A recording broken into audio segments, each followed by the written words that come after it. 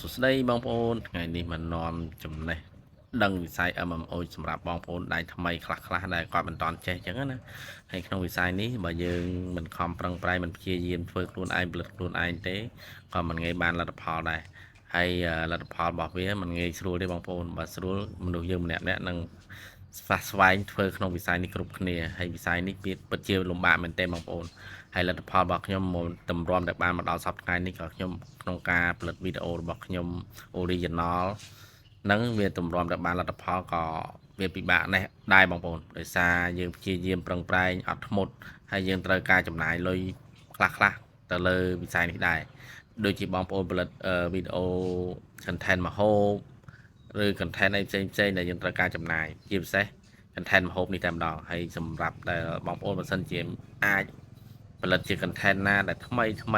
ដែលគេចាប់អារម្មណ៍ធ្វើឲ្យយើងវីដេអូរបស់យើងនឹងមានអ្នកទស្សនាច្រើនហើយឆាប់ទូ view ទៀតហើយឆាប់គ្រប់គោលការណ៍នឹងក្រុមហ៊ុន Facebook ឆាប់ invite ហើយសម្រាប់របស់ content របស់ខ្ញុំមិនសូវស្មុគស្មាញប្រហែលទេហើយឥឡូវនេះជាលទ្ធផលរបស់ខ្ញុំហើយលទ្ធផលរបស់ខ្ញុំមាននៅក្នុងវីដេអូបន្ទាប់ពីខ្ញុំសម្រាប់ប្រាប់បងប្អូនខ្ញុំនឹងបង្ហាញពិតនៅក្នុង page របស់ខ្ញុំតែម្ដងបងប្អូនហើយទម្រាំទៅដល់ចំណុចនេះពិបាកខ្លាំងបងប្អូនដោយសារយើងខំប្រឹងប្រែងព្យាយាមហើយឥឡូវបងប្អូនកុំឲ្យខាតពេលយូរបងប្អូនមកទស្សនានៅក្នុងpage របស់ខ្ញុំផ្ទាល់ខ្ញុំចូលបើក VPN ឲ្យបងប្អូនតាមដានឃើញស្ដែងតែម្ដងមិនមែនកុហកទេបងប្អូនតោះកុំឲ្យខាតពេលយូរមកต้องតាមដាននៅក្នុង page របស់ខ្ញុំបន្តទៅទៀតបងប្អូនតោះលទ្ធផលរបស់ page ខ្ញុំតើបានប្រមាណហើយបងប្អូនហើយក្នុងការធ្វើ page ក៏មិនស្រួលដែរបងប្អូនត្រូវតែមានការខិតខំប្រឹងប្រែងទើបបានលទ្ធផលឥឡូវចូលក្នុង Facebook មកបាទចូលក្នុង Facebook ខ្ញុំហើយខ្ញុំចុចកន្លែងត្រី3នេះហើយខ្ញុំចុចសញ្ញាព្រួយនេះ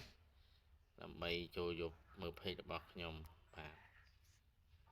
នេះបងប្អូនខ្ញុំចូលក្រោមគេនេះខ្ញុំមើលលទ្ធផល page របស់ខ្ញុំបានប្រមាណដែរវាជិតដល់ថ្ងៃបិទបន្ទុកប្រសេសលុយថ្មីហើយចឹងខ្ញុំចូលអាកន្លែងចំណុចនេះមកនេះយើងចូលកន្លែង setting ក៏បានដែរបងប្អូនចឹងយើងចូលហ្នឹងមកវាមានពាក្យថា personal dashboard ហើយបាទហើយនេះរីកចំនួនរីករបស់ខ្ញុំបាទហើយចំនួនទឹកលុយវាបិទទៅក្នុងបាតហើយបងប្អូនចឹងយើងចុចកន្លែង search នេះមក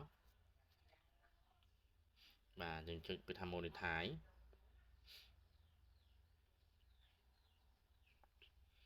នេះបងប្អូនបានចំនួន$180 20 សេនដែរ